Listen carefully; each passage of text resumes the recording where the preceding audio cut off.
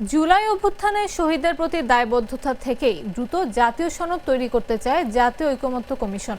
এটা রাজনৈতিক সামাজিক শক্তিগুলোর দায়িত্ব বলে জানিয়েছেন ঐকমত্য কমিশনের সহসভাপতি আলী রিয়াজ। রোববার সকালে এলডি হলে দ্বিতীয়বারের মতো জামায়াতে ইসলামীর সঙ্গে আলোচনায় এ কথা বলেন তিনি।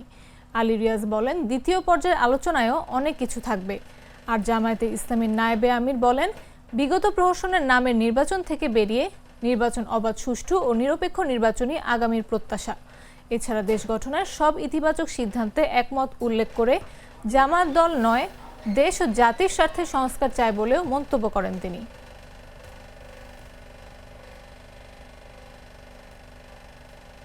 যে সমস্ত পয়েন্ট পেন্ডিং ছিল সেগুলো নিয়ে আমরা নীতি নির্ধারণী কমিটি যেটা আমরা সেখানে আলোচনা করেছি এবং সেখানেও আমাদের পূর্বের ওপিনিয়ন থেকে অনেকগুলো জায়গায় আমরা মত পরিবর্তন করেছি এবং ঐকমত্য কমিশনের সাথে আমরা আবার ঐকমত্য পোষণ করেছি।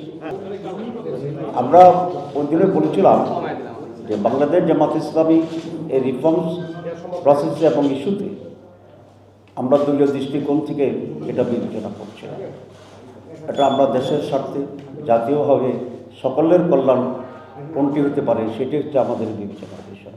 অনেকগুলো ঘটনা বাংলাদেশে ঘটছে এবং কারো কারো বিশ্লেষণ হচ্ছে যে এর পিছনেও দেশকে আনস্টেবল করার জন্যে ষড়যন্ত্র আছে এবং এই সরকারের প্রতি আমাদের অনুরোধ থাকবে তারা যেন আরও দৃঢ়তার সাথে এবং সঠিকতার সাথে পরিস্থিতিকে মোকাবেলা করে। সমস্ত পজিটিভ কাজে আমাদের সমর্থন থাকবে।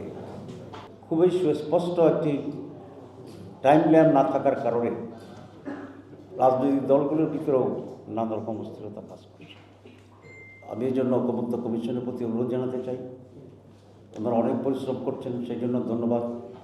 অনেক ব্রেন স্টর্মিং করছেন, সেই জন্য ধন্যবাদ। একটানা কন্টিনিউয়াসলি এই বিষয়ে ওনারা এক্সচেঞ্জ করছেন মতে, সেই জন্য ধন্যবাদ।